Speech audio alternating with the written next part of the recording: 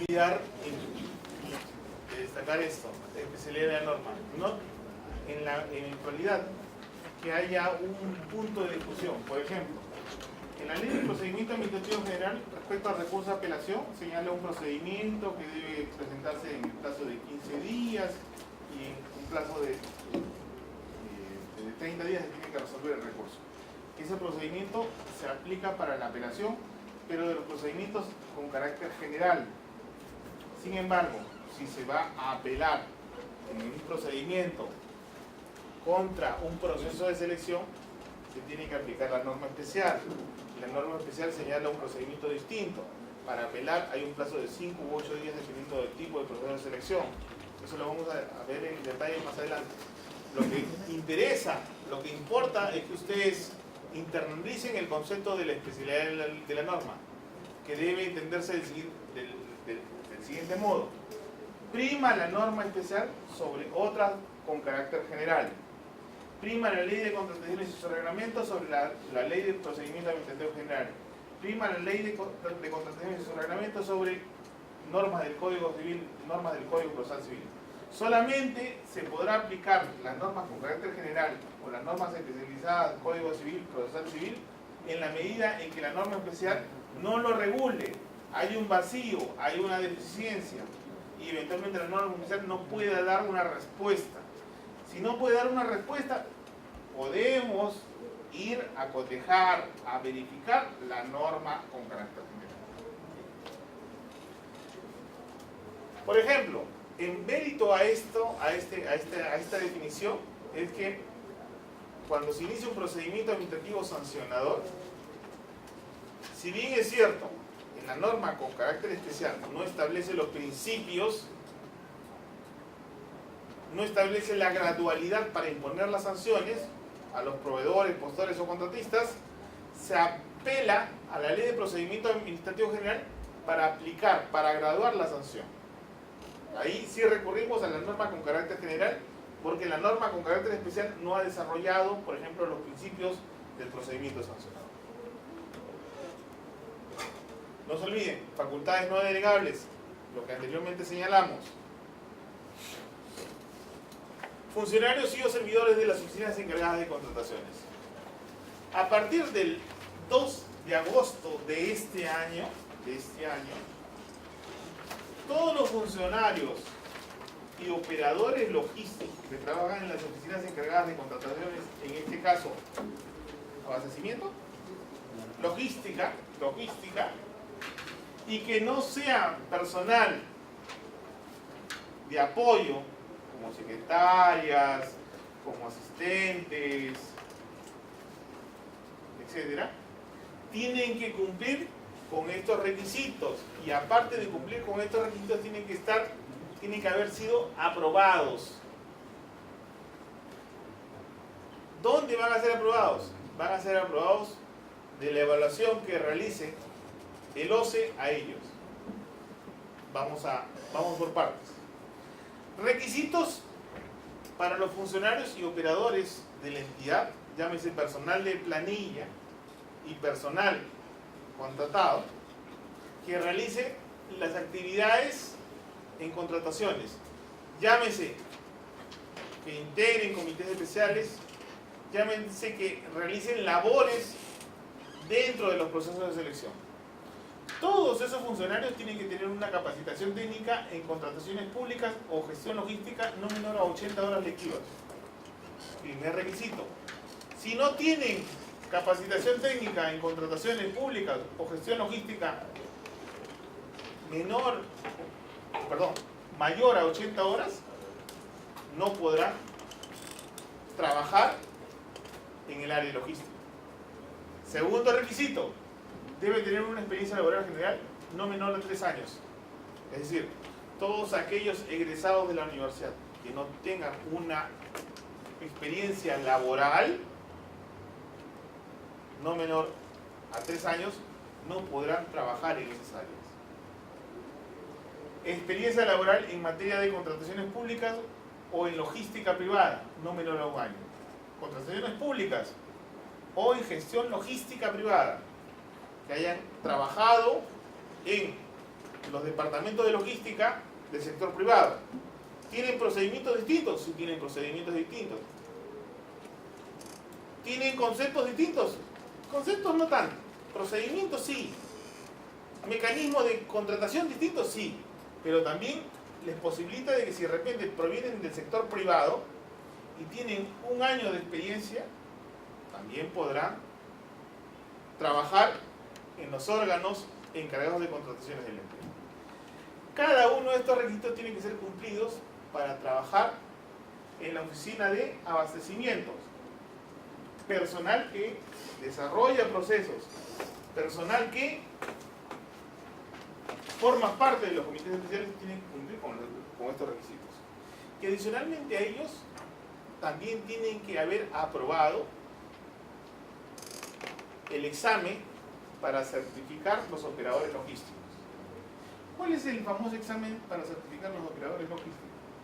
El OCE, hace 2 años y pico, incorporó de manera obligatoria, le hace la ley de contrataciones, la obligación para que todos los operadores funcionarios que trabajaran en las áreas de logística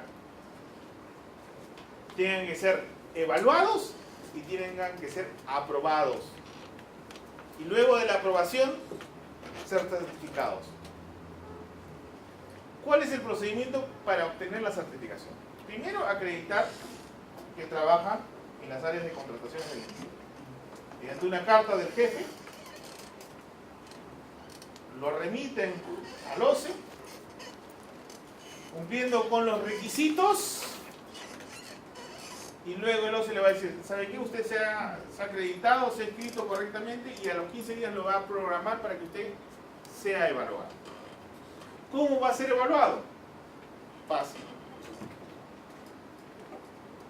Es una plataforma automática que le dice, ¿sabe qué? Usted ha completado con todos los datos, ha acreditado la documentación y usted va a ser evaluado de acá a 15 días. Si se inscribe el día de hoy, de acá a 15 días. En 15 días usted va a tener que ingresar a la página web del OCE con el link, con el logo y con el password y rendir una prueba.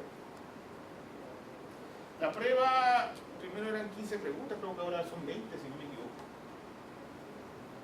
Que se les va a tomar, le van a dar un examen, pregunta por pregunta. Usted va respondiendo las preguntas, se va cerrando las preguntas, se va contestando una pregunta, se va cerrando las preguntas y finalmente en tiempo real le van a dar su nota. Si usted aprueba, con 14, si no me equivoco, o más, queda automáticamente certificado. Si no, el sistema nuevamente lo va a reprogramar para una segunda evaluación, en 15 días más. Y así sucesivamente, hasta que apruebe. Mientras tanto, usted no va a poder trabajar en el órgano de logística, por cierto. No quiere que, no, yo ya me han planificado el examen. Mientras tanto, sigo trabajando. No. Tiene que haber acreditado los requisitos y haber aprobado el examen correspondiente. ¿Pregunta por ahí? ¿Qué vigencia tiene esa certificación? Esa certificación era por 2 años, si no me equivoco. Por 2 años. Eso tiene que ser renovado. ¿Ahora es anual? Ahora es anual.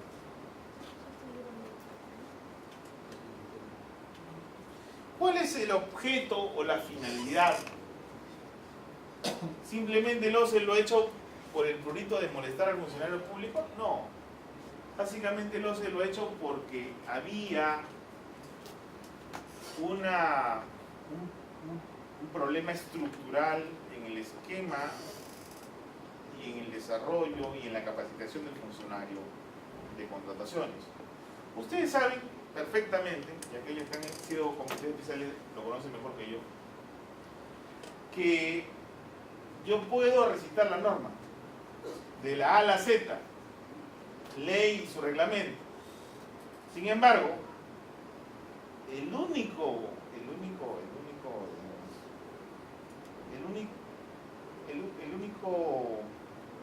¿cómo definirlo?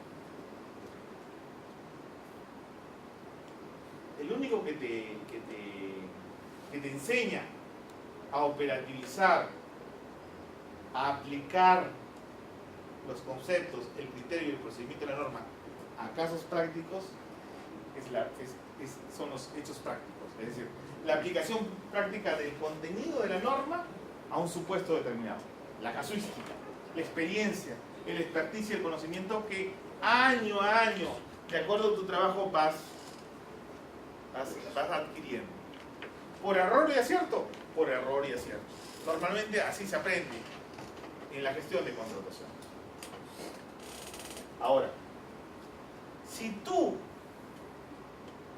te gusta el tema de contrataciones y bueno, has entrado con una gestión, eres bueno en contrataciones, cambian al gerente, cambian a la autoridad, cambian al alcalde, cambian al presidente regional, y el funcionario sale de la administración. Y todo el conocimiento, todo lo que ha invertido las entidades en ti, formándote, capacitándote, y todo lo que tú has invertido en ti también como producto del error y acierto, y la experiencia y la expertise, y digamos, la dinámica en contrataciones que te ha ayudado para conocer, digamos, los procesos de selección, después de un determinado tiempo se pierde, porque nuevamente cambian los funcionarios, cambian los servidores, y es empezar de cero nuevamente. Y es por eso que, sin temor a equivocarme, el grado de eficiencia, el grado de gestión y contrataciones es pobrísimo en nuestro país. ¿Por qué? Porque cambia un gerente, cambia todo el personal. Cambia el alcalde, cambia todo el personal. Cambia el presidente, cambia todo el personal. Cambia un presidente, cambia todo el personal. Entonces, cada 6 meses, cada año, el punto principal de una entidad es la gestión logística. Y si esa gestión logística está continuamente siendo renovada, todo el conocimiento, todo el expertise, toda la capacitación se va perdiendo gradualmente. Eso no quiere, porque obviamente ya se ha advertido cuáles son los problemas endémicos de no operatizar bien la gestión de contrataciones. Y básicamente no es por la malicia, la colusión, sino es básicamente por la falta de conocimiento, la falta de experiencia y la alta rotación del funcionario público en el tema de contratación. Eso es lo que se quiso, digamos, asegurar. ¿Cómo? Estableciendo vallas mínimas, tratando de que el funcionario permanezca, que haya una suerte de carrera en la gestión de contrataciones que se mantenga en el tiempo. Y es por eso que ahora se piden estos requisitos. Responsabilidades que se pueden generar en el ámbito público y en el ámbito privado. La responsabilidad frente a un acto, omisión o defecto se dan en vías separadas. Hay una responsabilidad civil, puede generarse una responsabilidad penal, puede generarse una responsabilidad administrativa. ¿Cómo? ¿Un hecho puede generar 3 cosas? Sí. Por ejemplo, si de repente en un procedimiento se presenta una documentación falsa, el funcionario sabía que era falsa, pero se ha hecho loco porque lo conoce su pata, que es el impostor que ganó, y mañana más tarde ese contrato no debió de haberse firmado. ¿Se genera una responsabilidad administrativa? Sí. Obviamente ese funcionario es posible que pueda ser inhabilitado por un determinado periodo. ¿Se genera una responsabilidad civil? Sí, porque seguramente esa inadecuada contratación con ese proveedor le ha generado un sobrecosto al Estado. O que de repente se haya advertido, haya hecho que ese contrato se perjudique o en todo caso no se cumpla en su totalidad, sino solamente una parte. ¿Puede generarse una responsabilidad penal? Sí, porque de repente ha habido una colusión, ha habido una sobrevaluación de los precios y el Estado ha comprado por un monto por encima de lo normal. Responsabilidad civil, administrativa y penal son por cuerdas separadas, por vías separadas. Y de manera paralela podrían darse. funcionarios involucrados son los 4 que enumeré, pero ojo, no significa que ambos frente a un defecto o frente a una deficiencia sean solidariamente responsables. Cada uno responderá de acuerdo a su nivel de injerencia, a su nivel de participación. Por ejemplo, es un documento falso, ¿okay?, que un postor lo alegó a su competencia. Oye, ¿sabe qué? El señor ha presentado dentro de su staff profesional a un ingeniero que dice que es especialista en construcción de puentes, pero yo he sacado de la Universidad Nacional de Ingeniería que ni siquiera es ingeniero. Te denuncio. Lo que hace el comité especial es encarpetar esa denuncia, simplemente firma el contrato y ese es el loco. Mañana más tarde, seguramente el fulano que se sintió burlado presenta su denuncia a la Contraloría. Y la Contraloría de repente en 1 o 2 meses recién llega al día, cuando ya está en plena ejecución del contrato. Y de repente declara la nulidad del contrato, pero el contrato ya está a las 3/4 partes por concluirse. Ahí habría una responsabilidad por parte del comité especial que, habiendo conocido de la denuncia, no hizo nada. Hay otra responsabilidad también por parte de repente del órgano encargado de las contrataciones, que firmó el contrato sin considerar de que de por medio había una denuncia, o sin no haber considerado o no haber actuado rápidamente respecto a esa denuncia. Entonces, cada funcionario o cada órgano es responsable de acuerdo a al nivel o a la acción o a la falta de acción que pudo haber cometido, porque por si acaso hay responsabilidad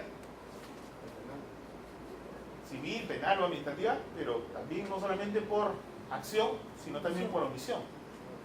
El que uno se quede estático y no haga nada, también le genera responsabilidad. Oye, pero no hice nada. Por eso es la responsabilidad, por no haber hecho nada, habiéndolo sabido. Por hacer y por no hacer. Y por no hacer, exactamente. Tiene que ser democrático.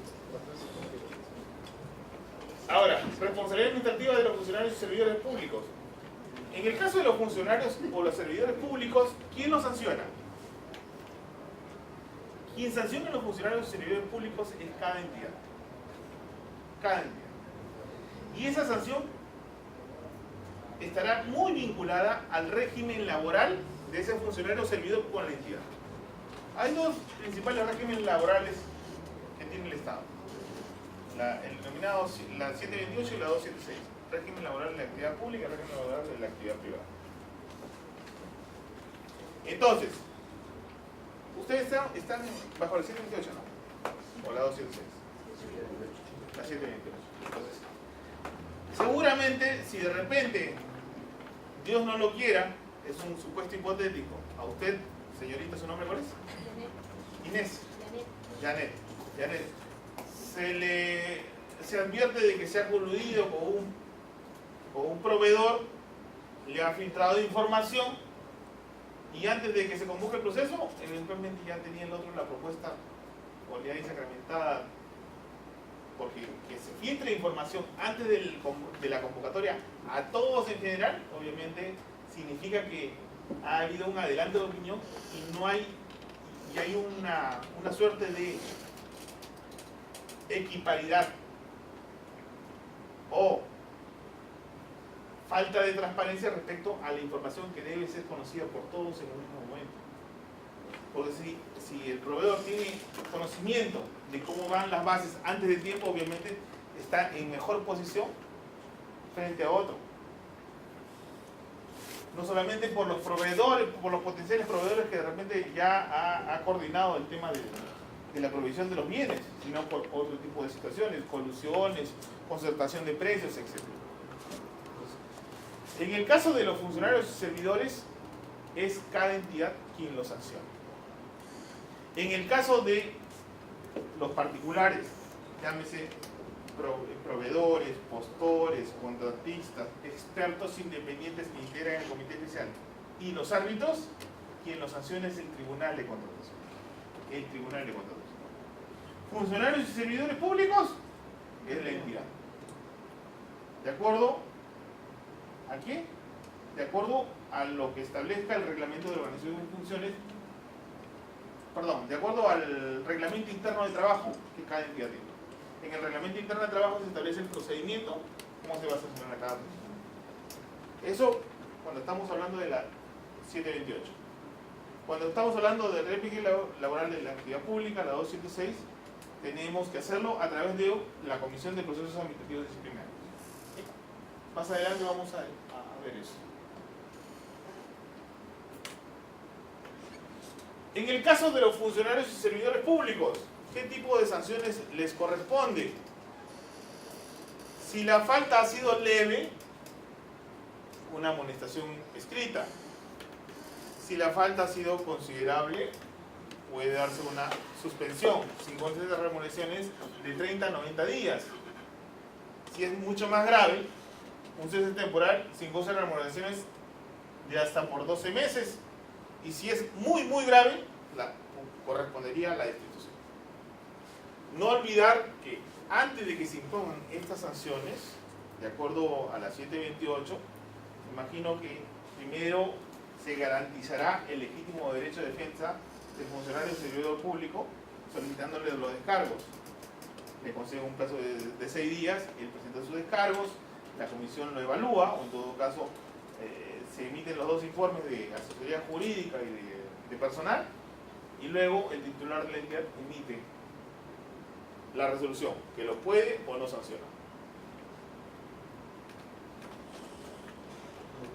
Dígame. ¿Un funcionario puede tener 2 sanciones?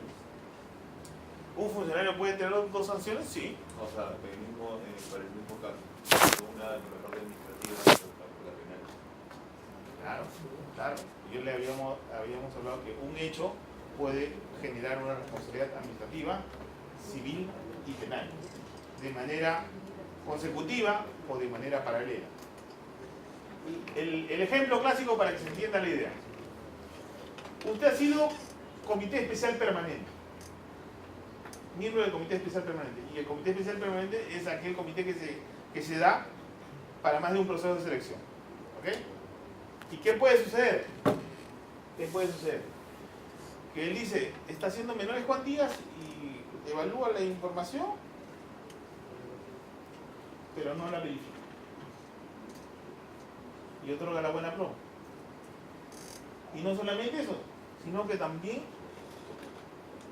en el primer proceso de selección se declaró desierto, convocó a un segundo proceso de selección, no advirtió las causas por las cuales se declaraba desierto y convocó un proceso de selección. Usted sabe que cuando se convoca un proceso de selección, se declara desierto, lo primero que tiene que hacer el comité especial es evaluar las causas por las cuales se originó ese declaratorio de desierto.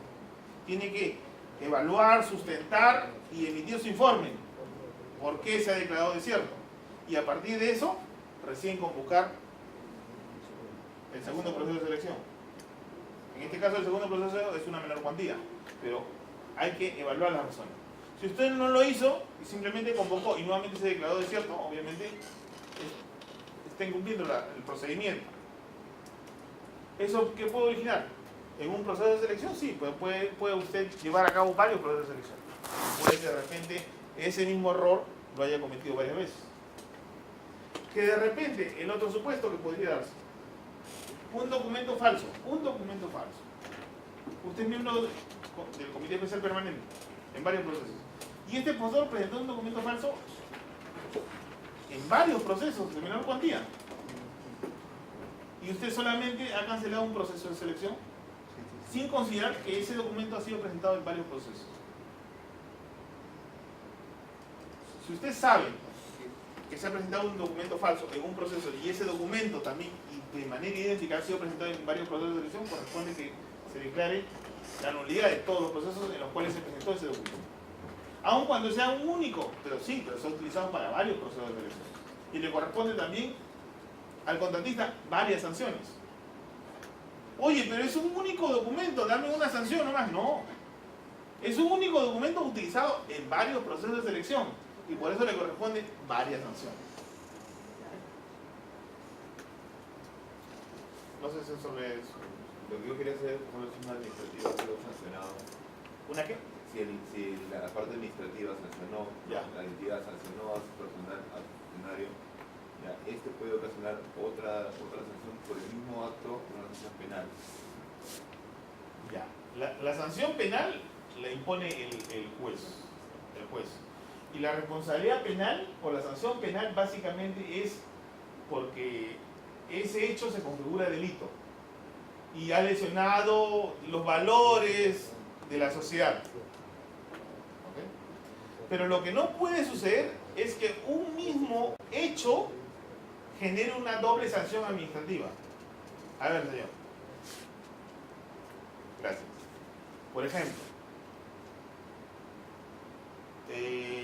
ese comité especial incurrió en responsabilidad. La jefa de abastecimiento lo amonesta o lo sanciona con un día de suspensión. ¿Okay? Después pasa una semana, se entera el gerente general y le impone otra sanción de una semana. Eso sí no es posible, porque ahí se aplica el non bis idem. No se puede aplicar más de una sanción por un único hecho. Si ya se ha sancionado al funcionario con una suspensión o con una amonestación, mañana más tarde no puede sancionarle con una suspensión de 1, 2, 3 días o 4 días. Ya se le impuso una sanción. Que esté mal o bien evaluada, es problema del funcionario que impuso la sanción.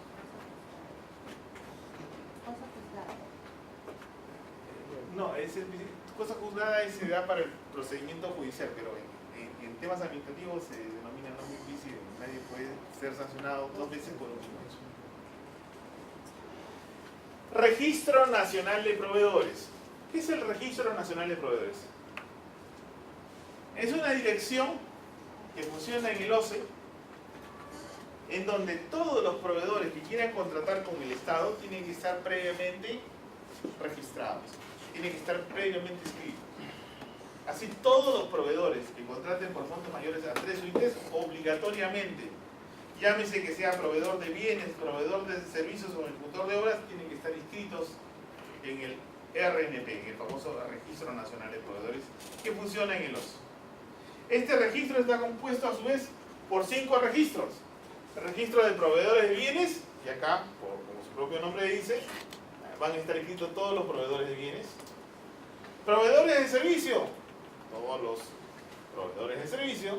Consultores de obras, ejecutores de obras, y finalmente el registro de inhabilitados. Acá no se escribe, acá es un registro propio.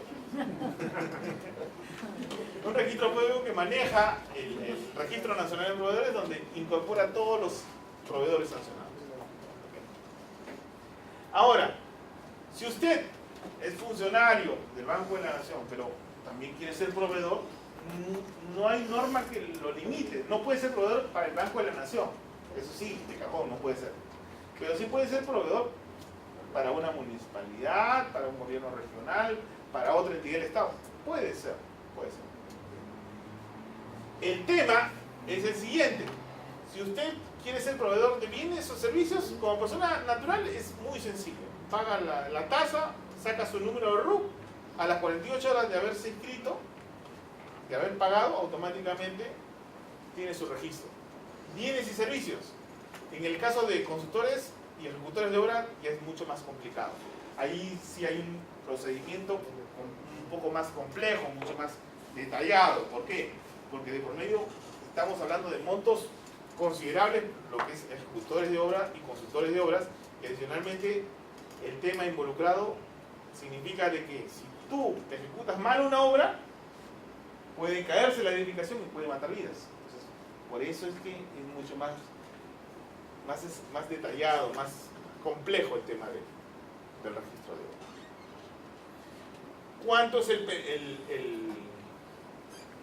plazo de cada registro? ¿Cuál es la vigencia de cada registro? Es de 1 año.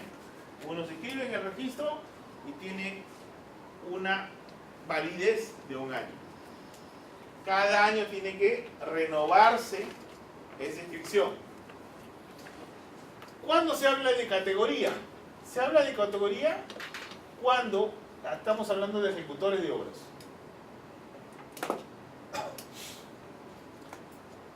Y acá hay otro tema vinculado, capacidad de contratación. La capacidad de contratación no es otra cosa que la autorización que da el Estado a través del OCE o del Registro Nacional de Proveedores para que un ejecutor de obras pueda edificar obras hasta un determinado monto. Y ese determinado monto que le autoriza para ejecutar obras, para edificar obras, se da en función a dos parámetros: experiencia y capital de la empresa. Si es una nueva empresa, solamente se le da la capacidad de contratación en base al capital. Si de repente ha sido una empresa privada que ha hecho obras, N obras, pero nunca ha participado, nunca se ha registrado en el Registro Nacional de Proveedores, ¿puede hacerlo? Puede hacerlo. Y ahí seguramente va a tener mayor capacidad de contratación, porque no solamente le van a considerar el tema de el capital social, sino también la experiencia que tenga en las obras, públicas o privadas. Obviamente no va a tener, si es nueva, no va a tener experiencia en obras públicas. Obviamente ahí solamente se consideran las obras privadas. Las especialidades. Las especialidades se aplican en el caso de que estemos registrándonos como consultores. Cuando se habla de registro de proveedores en servicios de consultoría, estamos hablando de especialidades. Así los consultores hay ingenieros agrícolas, electricistas, mecánicos, civiles, electromecánicos, hidrólogos, etc. De acuerdo a las distintas especialidades. Si usted está interesado, ¿cuál es el procedimiento? ¿Qué requisitos? ¿Cuáles son los formularios? Ingresa a la página web del OCE, entra al TUPA, o en todo caso entra al Registro Nacional de Proveedores y hay instructivos que les pueden ayudar de manera fácil y sencilla a establecer cuáles son los requisitos, cuál es el procedimiento, cuáles son los plazos y la tramitación. Dato importante: la relación de los sancionados, es decir, los inhabilitados con sanción temporal o permanente, están en el OCE. ¿Cómo yo voy a saber? ¿Cómo yo voy a poder filtrar si un proveedor que le ha adjudicado la buena pro está o no en el registro de inhabilitados? Si se está en un proceso de selección, solamente con el número de RUC ingresa primero a la página web del OCE, al RNP, y ahí hay un link, registro de inhabilitados. Le da clic y va a salir una ventana emergente. Digita el RUC o el nombre, clic y sale la revisión. Con el RUC es mucho más efectivo. Es importante de auditar, ¿cuándo? Es importante auditar desde el momento en que se convoca el proceso hasta el momento en que se firma el contrato. Desde que se convoca el proceso hasta el momento en que se firma el contrato. Oye, yo soy comité especial, pero me olvidé de cotejarlo. ¿Se genera responsabilidad de ello? Claro que se genera responsabilidad, porque tu responsabilidad es cotejar si verdaderamente está o no vigente, está o no válido para contratar con el Estado. Ahora, otro dato importante respecto al registro de inhabilitados. Para firmar cualquier contrato, al amparo de la normativa de contrataciones, uno de los requisitos principales es la constancia de no estar inhabilitado para contratar con el Estado. Básico. Sin esa constancia no vas a poder firmar el contrato. Así de sencillo. Es un requisito mínimo para firmar el contrato. Oye, ¿esa constancia es lo mismo que yo hago cuando verifico la información? No, es en tiempos distintos. Tú verificas la información si está o no habilitado al momento en que tú estás evaluando las propuestas. Ahí tienes que ingresar a la página web, digitar el número de RUC y sale si está o no habilitado. Pero después, una vez que le otorgas la buena pro, le vas a pedir como un requisito la constancia de no estar inhabilitado.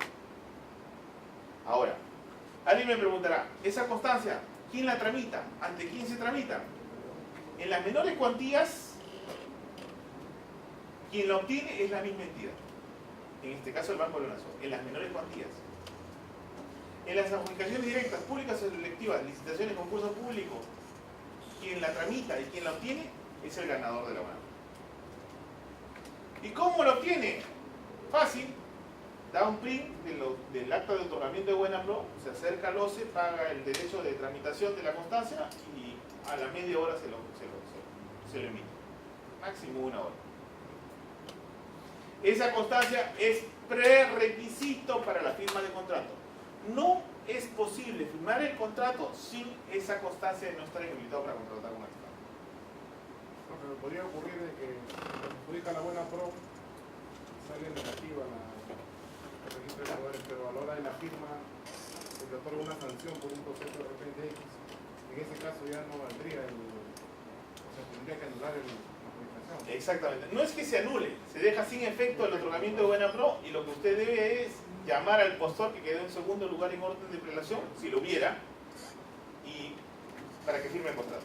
No hay ningún problema legal con el que se le adjudicó la buena pro. O sea, que simplemente se le... ¿Hay un problema legal? Claro, primero se le quita la buena pro y también el siguiente tema es, si es un hecho sobreviniente, él no tendría responsabilidad. Pero si es un hecho que verdaderamente él conocía que ya estaba impedido y aún así se presentó a ese proceso de elección, le corresponde que lo sancione por parte del tribunal. Porque él sabía que estaba impedido y aún cuando estaba impedido se presentó tratando de burlar a la administración. Eso le hace merecedor a otra nueva sanción.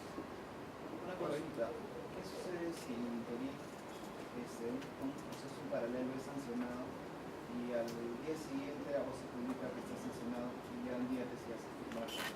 Bueno, ¿cómo se maneja eso? Cuando uno firma un contrato, el contrato ya queda blindado. Esto quiere decir que nadie lo puede modificar, salvo que se recurra a la conciliación y el arbitraje.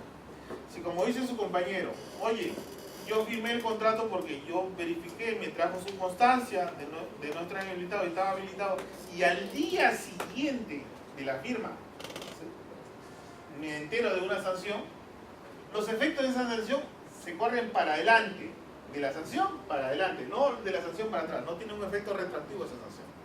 El contrato sigue siendo válido y tiene que cumplir las obligaciones originadas por el contrato. La sanción no tiene efecto retroactivo, la sanción desde que se impone es para adelante.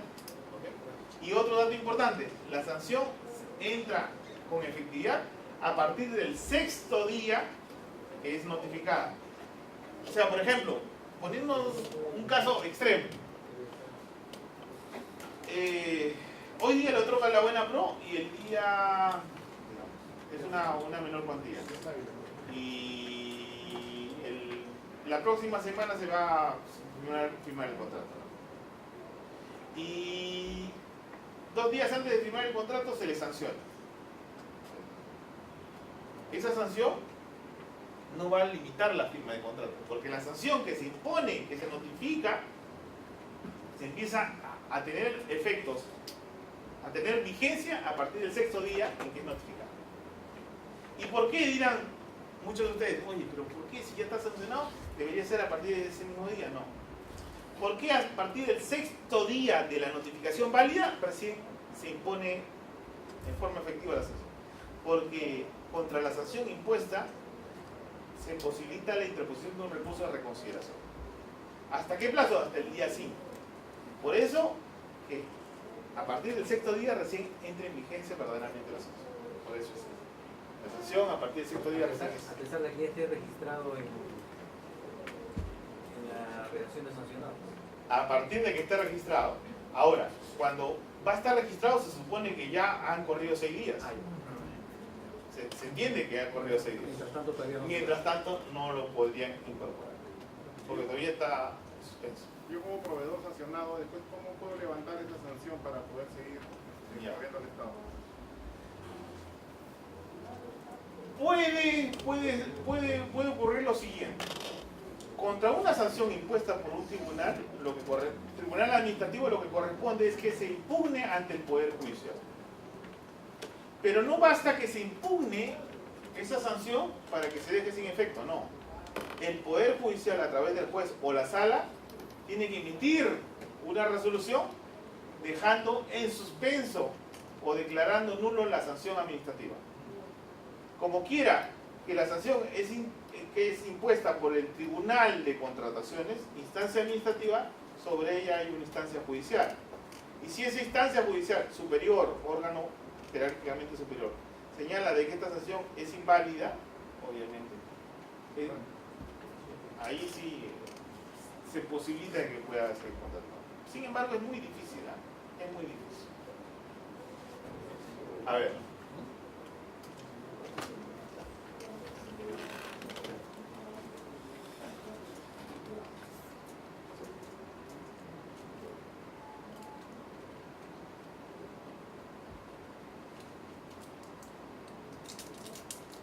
El SEACE. ¿Qué es el SEACE?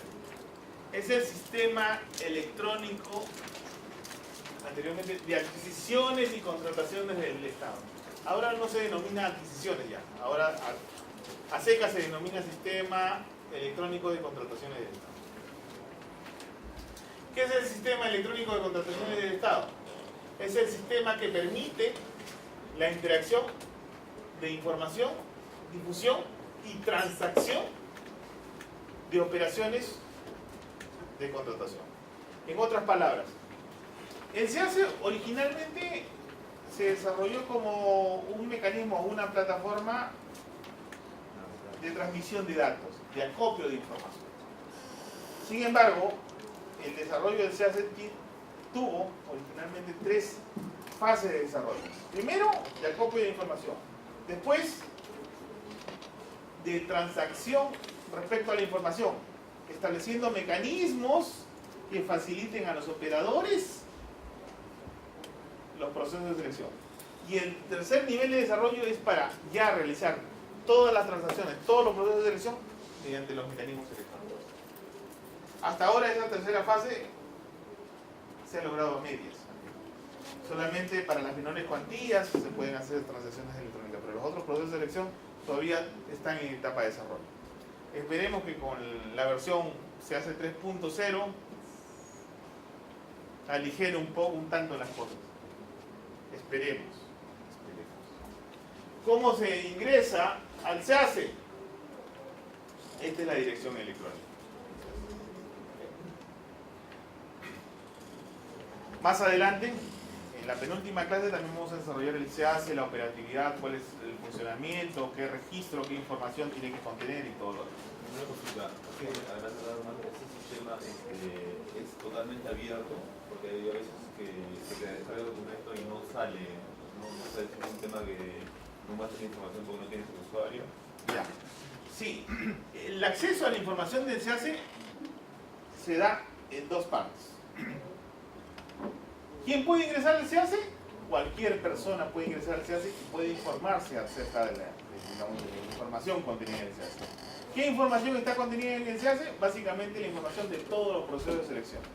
Desde el momento de los planes anuales, los comités especiales que lo conforman, el proceso de selección, las bases, las modificaciones a las bases, la integración de las bases, la consulta, las observaciones, las respuestas dadas, es decir, toda la información referida a los procesos de selección. Y luego de los procesos de selección también información referida a los contratos. Está el contrato, propiamente dicho. Entonces, la pregunta de su compañero es, oye, yo soy un proveedor interesado, no tengo clave de acceso, no tengo password de ingreso, ¿puedo ingresar al SEACE? Sí. Esa plataforma es pública. ¿Okay? Lo que tú no puedes hacer es modificar la información. Los únicos que están autorizados a modificar la información son los funcionarios de la entidad designados por la entidad o como representantes de la entidad para modificar la información. Toda la información que esté en el SEACE, alguien tiene que cargarla. Y quien la carga, quien la informa, quien la alimenta, son los funcionarios. ¿Y cómo ingresa esa información los funcionarios? Con un password y con una clave de acceso. ¿Cómo se le da ese password y esa clave de acceso? La entidad tiene que acreditar ante el OCE que el funcionario tal, identificado con DNI tal, ha sido designado como mi representante. ¿Para qué? Para que incorpore las modificaciones en los procesos de selección. Dato importante. ¿Es un solo funcionario o son varios funcionarios? Eso dependerá de cada entidad. Del volumen, de, digamos, la envergadura, del tamaño de la entidad. En municipalidades distritales, provinciales, son muy pequeñas, bastaría uno.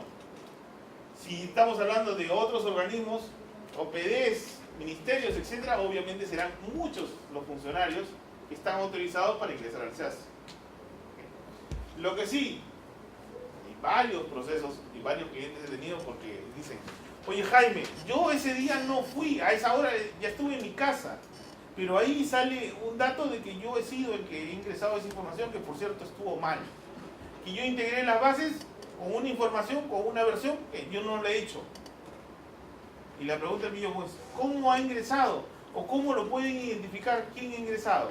¿Acaso hay una camarita en cada computadora para ver quién ingresó la información? Por el usuario. El usuario ingresa a modificar el sistema, no a modificar el sistema es único, a modificar los datos del proceso de selección con un password y con una clave de acceso. Por eso es importantísimo que ese password y esa clave de acceso no se compartan. Aun cuando sea tu pata, tu amigo, tu chocha, tu causa, no lo compartan. Porque cuando pase un problema, quien va a ser responsable es el dueño de la clave y el usuario. Y allí el SEACE tiene una bitácora, exactamente te señala qué datos has modificado, a qué hora lo has modificado y quién es el pagamento. Y desde dónde, inclusive se señala. Y desde dónde, desde qué máquina. Es el código IP de cada. Así se han advertido, por ejemplo, en situaciones donde, entre comillas, el funcionario encargado de las contrataciones también era proveedor. Oye, ¿y cómo ingresó esta información? Desde su casa. Oye, pero esta propuesta también es del postor. ¿De dónde? De la misma computadora. O sea, ¿tú eres qué? Tú eres el que ingresa la información y también eres proveedor. Así que mucho cuidado, mucho cuidado. Yo sé que en algunos casos, por facilismo, en las menores cuantías, el proveedor no sabe cómo operar el SEACE y le dice: hermano, ayúdame. Y el sonzonazo agarra su computadora y empieza a ingresar la información. Mañana más tarde se advierte esa colusión y despide de tu trabajo. ¿Okay?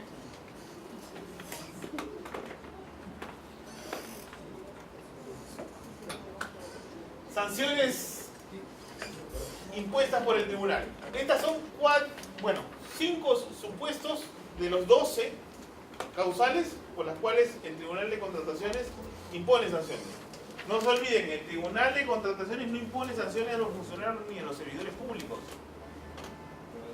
¿A quién sanciona el tribunal?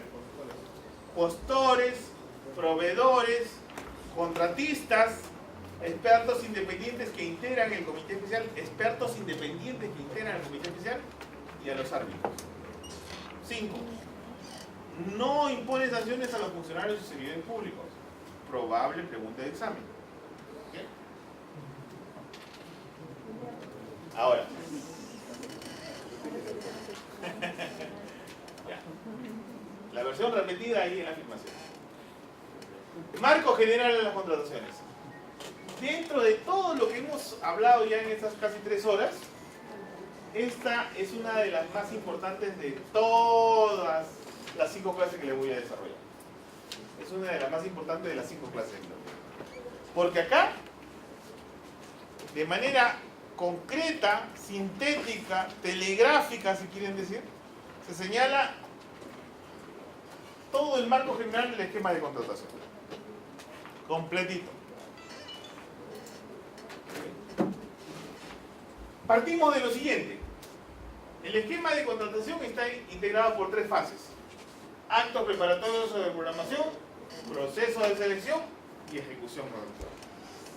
Actos preparatorios de programación, como su propio nombre lo indica, son actos previos antes de llevar a cabo el proceso de selección. ¿El proceso de selección para qué sirve? Para obviamente evaluar y seleccionar al postor en mejores condiciones de calidad y de precio, y luego de que que se ha otorgado la buena pro y consentida la buena pro, se firma el contrato y empieza la etapa de ejecución contractual. Por si acaso, todas las diapositivas que se han estado proyectando se les han entregado en sus cuadernillos, así que al costado pueden hacer sus anotaciones o lo que ustedes consideren importante. Sin embargo, estas tres fases están compuestas o integradas por etapas, o las componen etapas. Por ejemplo, a ver, oído la música.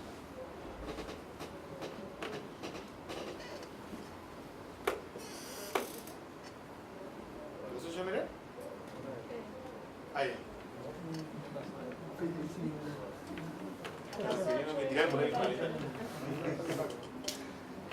Por ejemplo, acá, en los actos preparatorios sobre programación, alguien me preguntaba, Jaime, ¿los actos preparatorios sobre programación empiezan con el plan anual de contrataciones, no? No, no es así. Los actos preparatorios sobre programación empiezan con el proyecto de plan anual de contrataciones. ¿Proyecto de plan anual de contrataciones? Sí, proyecto de plan anual de contrataciones. ¿Y qué es el proyecto de plan anual de contrataciones? Es el proyecto que se hace conjuntamente con la elaboración del presupuesto de cada entidad, del Banco de la Nación. ¿En qué meses se hace el proyecto del plan anual de contrataciones? En los meses de mayo o junio del año anterior. Conjuntamente con la elaboración para elaborar el presupuesto de tu entidad, tienes que haber elaborado el proyecto de plan anual de contrataciones. Porque es un componente básico, importantísimo. Luego de que ese proyecto de presupuesto con el componente plan anual de contrataciones es dirigido, me imagino, en el caso de ustedes, a Economía y Finanzas, al Ministerio de Economía y Finanzas, el Ministerio de Economía y Finanzas, en forma conjunta lo presenta al Congreso, ¿no? Se debate en el mes de noviembre y a fines de noviembre el Congreso aprueba el presupuesto de la Nación. Y ahí de repente le da prioridad a unos y les quita a otros, porque obviamente los recursos son escasos.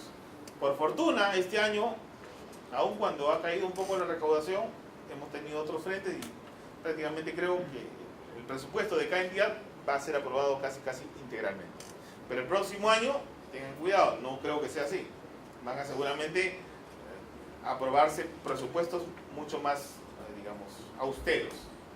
Entonces, ¿qué puede pasar? Ustedes presentan su proyecto de presupuesto con un proyecto de plan anual de contrataciones determinado. Ustedes piden como 100 para su plan anual de contrataciones, pero de repente le dan como 90 o como 80. Y ahí viene el problema. Oye, ¿cómo yo puedo financiar todos mis procesos de selección si yo he pedido como 100 y solamente me han dado como 80? Hay un déficit. ¿Qué debo hacer? En función a la plata que te han aprobado, presupuesto institucional de apertura, es que yo tengo que priorizar dentro de las acciones que puedo manejar. El tema de sueldos no se puede reducir. El tema de gastos fijos, servicios, no se puede reducir. El tema de pensiones no se puede reducir. Lo único que se puede reducir de plata es el tema de los procesos en un plan anual de contratación. Y entonces, en base al presupuesto que te han aprobado, quitas algunos procesos, priorizas los procesos más urgentes, dejas de lado lo no tan urgente en función a tu presupuesto. Y recién ahí nace, da a luz, se origina el plan anual de contrataciones. El plan anual de contrataciones tiene sus antecedentes en el proyecto. Una vez que te aprueban el presupuesto institucional de apertura, tu presupuesto del Banco de la Nación, recién de línea, si te han dado para todo, no hay modificaciones, pero si te han dado menos plata, obviamente tenemos que priorizar los procesos de selección y luego recién se expide o se aprueba el plan anual de contratación. Luego de que se apruebe el plan anual de contrataciones, que incorpora todos los procesos de selección en un periodo presupuestal, en un año presupuestal, y cuando digo proceso de selección, estamos hablando de contratación de bienes, servicios y obras. ¿Okay? Hay que operativizarlo, hay que llevarlos a cabo. Pero obviamente necesitamos actualizar la información, porque no se olviden que esta información previa ha sido consolidada, ha sido obtenida con casi un año de anticipación, en los meses de mayo y junio. Entonces hay que actualizar condiciones, hay que actualizar precios y todo lo demás. Por eso es necesario e importante el expediente del proceso de selección, o denominado también el expediente de contratación. ¿Quién hace el expediente de contratación? Es el área encargada de contrataciones, en este caso, abastecimiento. Esta información, ojo, esta información es importantísima para elaborar las bases. Este expediente de contratación tiene que ser entregada conjuntamente con la elaboración, con la designación como miembro del comité especial. Si tú no tienes esta información, no vas a poder elaborar las bases. Porque ahí te definen las características, condiciones, requisitos, normas técnicas o metrológicas y o sanitarias. Más adelante te lo comentaré a qué me estoy refiriendo. Y toda la información que le va a servir al comité especial para elaborar las bases. Luego, se designa el comité especial y al día siguiente de que es designado tiene que instalarse el comité especial. Se le designa y se le alcanza el expediente del proceso o el expediente de contratación. El comité especial, ¿qué hace? Elabora las bases y luego de haberlas oleado y sacramentado, lo eleva a la autoridad o al órgano competente para que apruebe la base. Una vez aprobadas las bases, terminan los actos preparatorios y empieza el proceso de selección. El proceso de selección empieza con la convocatoria. La convocatoria que la hacen a través del SEACE, del Sistema Electrónico de Contrataciones. Luego de la convocatoria viene el registro de participantes. ¿Qué es el registro de participantes? Es la etapa en la cual los participantes del proceso de selección se registran en una oficina, en un horario determinado, en la entidad. Luego, dependiendo del tipo de proceso de selección, pueden presentarse consultas y observaciones. Dependiendo del tipo de proceso de selección, porque no en todos los procesos de selección se posibilitan las consultas y las observaciones. En la menor cuantía, por ejemplo, no hay consultas y observaciones. ¿Okay? Acá estamos hablando del proceso, digamos, el amplio. Luego hay la absolución de consultas y la solución de las observaciones. Luego viene la etapa de integración de las bases. ¿Qué es la integración de las bases? En términos muy sencillos, son las bases originalmente redactadas, las mismas que han sido modificadas como consecuencia de las respuestas dadas respecto a las consultas y a las observaciones. En otras palabras, son las bases originales modificadas con las respuestas a las consultas y a las observaciones. A todo ello se llama integración de las bases. Y acá hay un tremendo error que normalmente cometen los comités especiales, de integrar las bases sin considerar las respuestas que él mismo ha dado. El caso clásico, mala integración. Luego de la integración de las bases, corresponde la etapa de presentación de las propuestas. Dato importante, acá se denomina a lo que se presenta participantes. Este participante, cuando presenta la propuesta, se llama postor.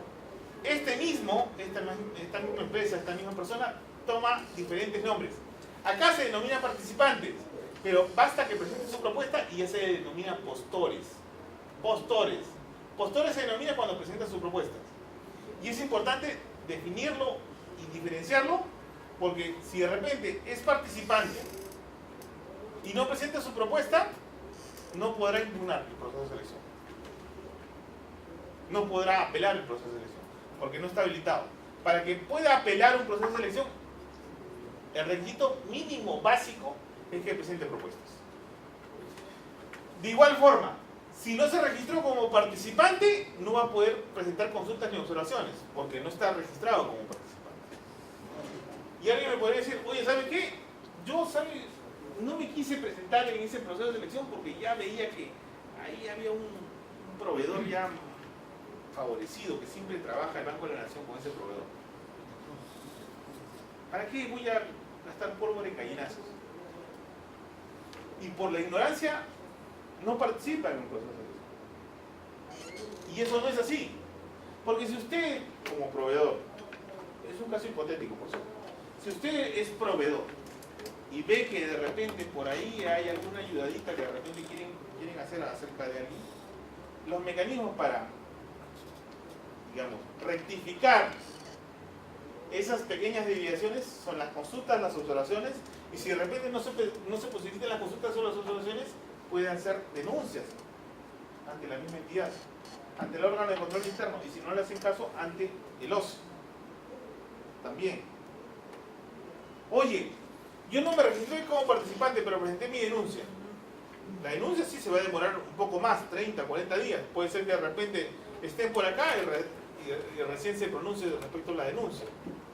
Y de repente, si es fundada, va a traer ese proceso de selección abajo. Lo que sí no puede hacer el participante o el postor es presentar una denuncia, porque el mecanismo que le faculta la norma es que lo haga a través de las consultas o las observaciones. Para no traumarlos más, seguimos. Presentación de propuestas por parte de los postores. Evaluación de las propuestas por parte del comité especial. Luego de la evaluación de la propuesta técnica y luego la económica, se adjudica la buena pro.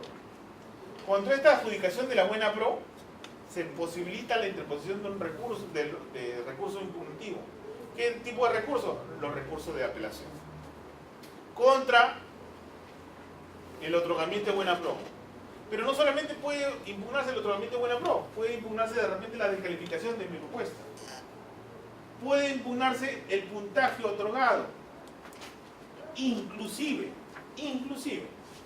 puede impugnarse actos posteriores a la buena pro. Por ejemplo, acá para el perfeccionamiento del contrato le está exigiendo al ganador de la buena pro que presente una garantía por el 20% para constituir la carta fianza de fiel cumplimiento. Y nosotros sabemos por nuestros vastos conocimientos en contrataciones que la garantía por el fiel cumplimiento se tiene que solicitar hasta un máximo del 10%. No le puede exigir una cobertura de más del 10%. Entonces, se le exige al ganador de la buena pro una garantía de 20%. Eso va contra la norma. Y eso es una materia de impugnación que va a resolver el tribunal. Luego de que se presentan las impugnaciones o luego de que se consiente la buena pro, y ahora me dice Jaime nuevamente, ¿qué es el consentimiento de la buena pro? El consentimiento de la buena pro no es otra cosa que el plazo que transcurre luego del otorgamiento de buena pro, de 5 o 8 días, que tiene para impugnar, y ningún postor impugna. Al no impugnar se supone que están de acuerdo con el resultado de ese proceso de selección. Y al estar de acuerdo con el resultado del proceso de selección, se consiente la buena pro en 5 u 8 días. ¿Cuándo 5 o cuándo 8 días? Dependiendo del tipo de proceso de selección. Más adelante le señalaré en qué casos se aplica 5 días y en qué casos se aplica 8 días. Se consiente la buena pro o se resuelve la impugnación y luego pasamos a la ejecución contractual. La ejecución contractual empieza con la firma de contrato. Obviamente con el ganador de la buena pro o en todo caso con el cual el tribunal le haya dado la razón. Luego pueden presentarse adicionales. ¿Adicionales a qué? Adicionales respecto al objeto del contrato. Pueden realizarse reducciones. ¿Por qué? Porque de repente, por ejemplo, se había pensado hacer una carretera hasta determinado kilómetro, pero de repente en el trazo original de la carretera se encontró que se encontró un huaquito, un huaco. Y lo primero que se debe hacer cuando se encuentra un huaco en el trazado aquí es paralizar la obra, llamar a nuestros amigos del Instituto al INC para que ellos manden los peritos y verifiquen si es un resto arqueológico y N cosas que pueden demorar meses. Entonces, allí de repente, ante la eventualidad de que se paralice la obra, de repente se puede reducir el trazo o el diseño o la edificación de la obra. Pueden darse ampliaciones de plazo. ¿Cuándo qué? Cuando hay causas exógenas no imputables, que no es responsabilidad del contratista. Pueden darse gastos generales. ¿Gastos generales? Sí. Si de repente hay ampliaciones de plazo, se desliza el término del contrato, ese deslizamiento, en todo caso esa postergación de la culminación del contrato, no es que simplemente se corran días, no, sino que esos días seguramente le han generado al contratista gastos generales. Como por ejemplo, si estamos hablando de una carretera, él seguramente ha alquilado maquinaria, él tiene que pagar jornales, servicios, todo ello. Y si de repente esa paralización no es por causa imputable a él, sino por la entidad, tiene que pagar los gastos generales. ¿Y quién lo va a pagar los gastos generales? Es la entidad. Se pueden aplicar penalidades. ¿Cuándo se aplican las penalidades? Se aplican las penalidades cuando no se cumplen con los plazos establecidos en el contrato. Por ejemplo, tenía que avanzarse hasta determinado porcentaje, no se cumplió. Tenía que presentarse entregables respecto a un servicio de consultoría, informes parciales, no se entregaron. Eso genera penalidades. Imaginando que no hay penalidades, hay la obligación de la entidad de declarar la conformidad, es decir, que se ha cumplido el contrato, para proceder a la cancelación a través de una liquidación y luego el pago. Dato importante, contrato complementario. ¿Qué es el contrato complementario? Muchos lo confunden creyendo que es un adicional. Muchos lo confunden creyendo que es una modificación al contrato. No. El contrato complementario es un contrato pequeño, accesorio a otro principal, pero tiene determinadas características. Para que se desarrolle ese contrato complementario hay varias condiciones. La primera, de que ese contrato complementario sea suscrito por el contratista originalmente. En este caso, si por ejemplo estamos hablando de un servicio de vigilancia y seguridad para el Banco de la Nación, se termina en el 30 de diciembre el servicio de seguridad para el Banco de la Nación, pero por error, deficiencia o defecto se convocó el proceso de selección tardíamente, en el mes de noviembre. Era un concurso público. El concurso público mínimo demora 3 meses. Mínimo. Y eso teniendo suerte. Y creyendo en el Señor de los Milagros. ¿Ok? Porque normalmente se demora mucho más. Pero se convoca tardíamente en el mes de noviembre. Entonces va a llegar a diciembre. Y en diciembre obviamente no vamos a contar con el ganador o con el proveedor que va a tomar la posta de ese servicio.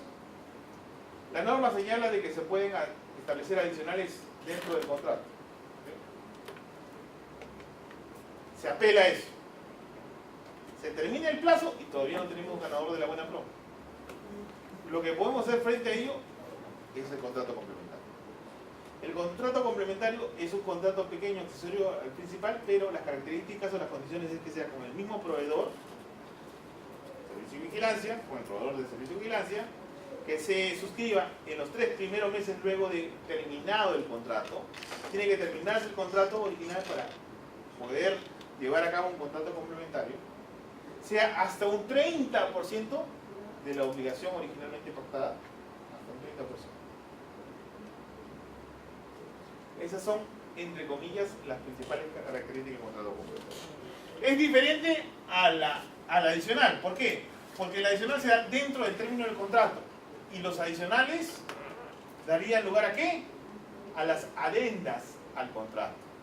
Los adicionales dan lugar a las adendas, a las modificaciones al contrato. En cambio, llevar a cabo un contrato complementario significa hacer un contrato nuevo, pequeño, accesorio al contrato que se terminó.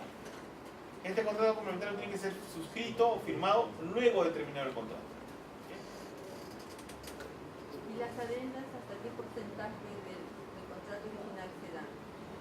Eso dependerá del objeto contractual. Por ejemplo, en el caso de obras y consultoría de obras y supervisiones se da hasta el 15%. Hasta el 15%.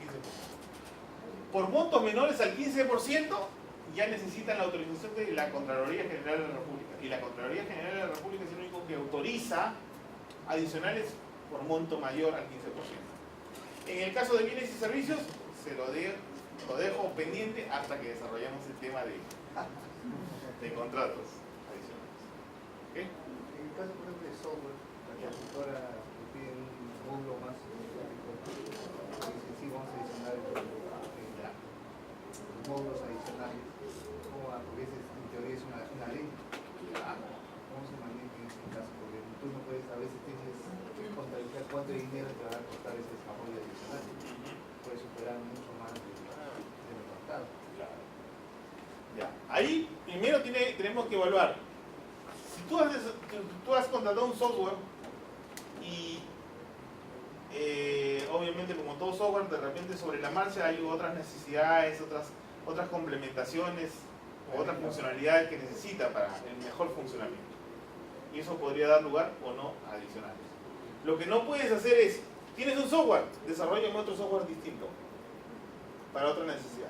Son dos completamente objetos distintos. Pero si es parte de que en la medida de lo posible lo mejora o lo complementa y el objeto contractual no se desnaturaliza, se pueden hacer adicionales. El otro ejemplo clásico es, yo quiero contratar el servicio de vigilancia. No, mejor computadoras. Y me hicieron esta pregunta en el Ministerio de Defensa. Jaime, yo quiero comprar computadoras laptop. En un número de más o menos, querían unos 250 computadoras, ¿no? Y habían puesto como características, las generales, pero como mejoras habían puesto aquellas empresas que por cada 10 computadoras me den una computadora de 10 pulgadas, le voy a asignar 5 puntos. Las que me den una por cada 5 le voy a dar 15 puntos.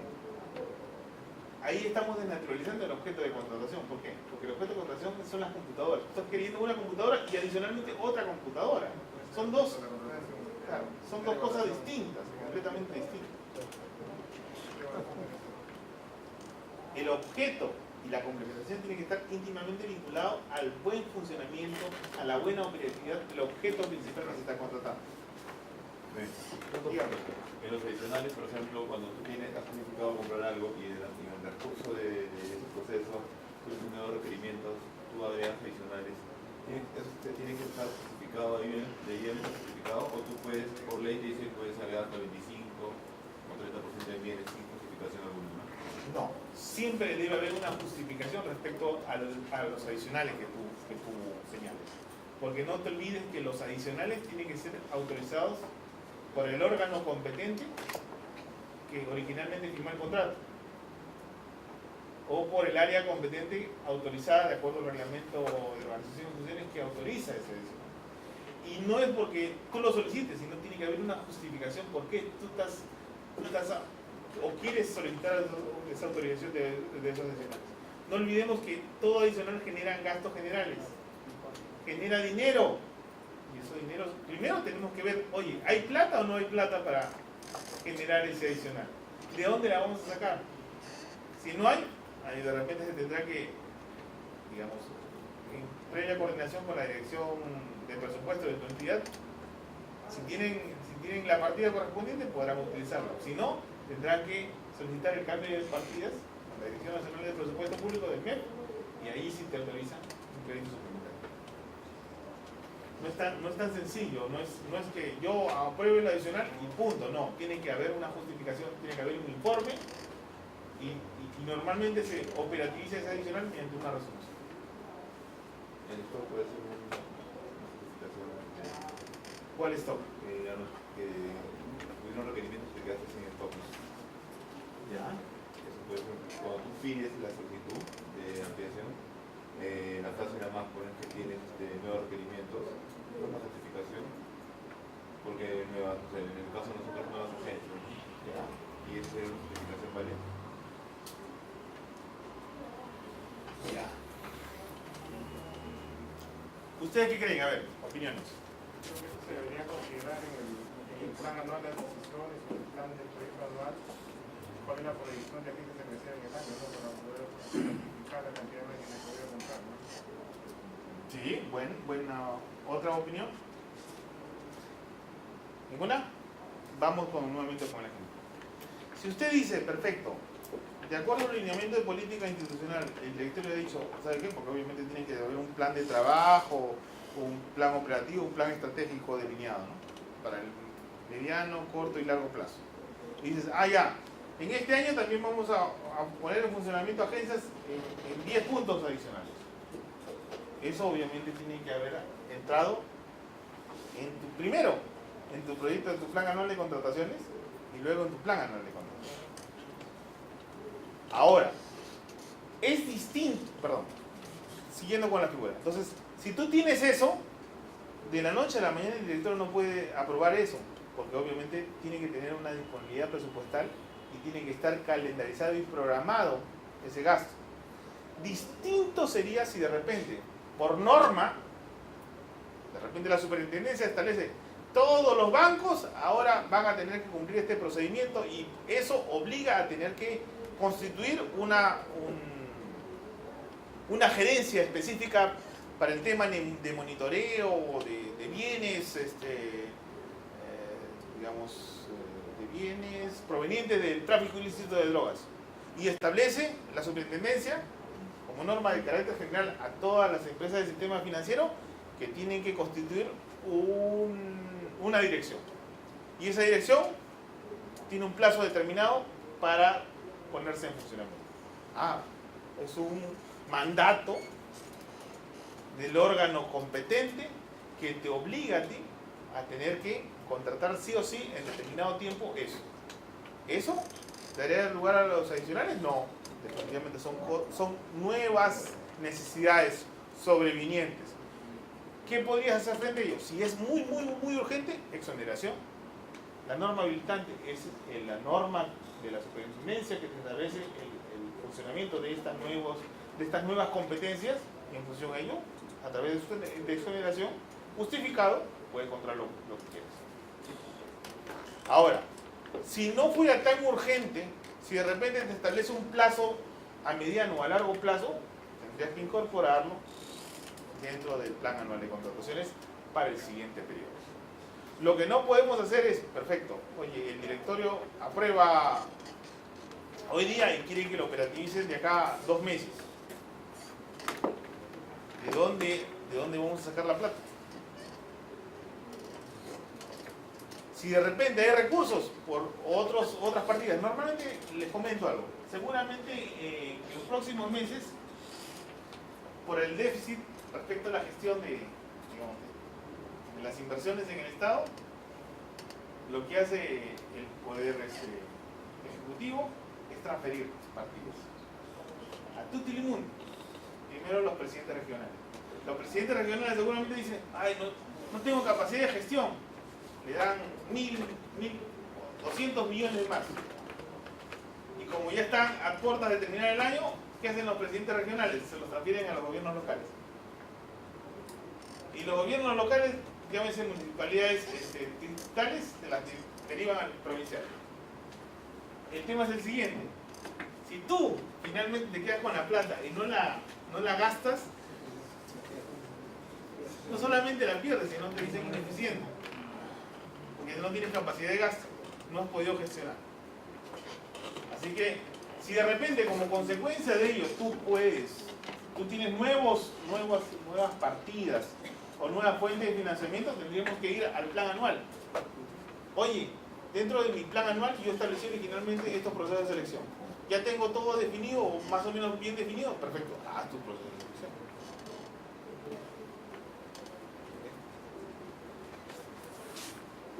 Y en el caso opuesto de las reducciones, ¿ahí cómo aplica? En el caso opuesto de las reducciones. Es igual. En el caso es exactamente igual. Se evalúa las razones por las cuales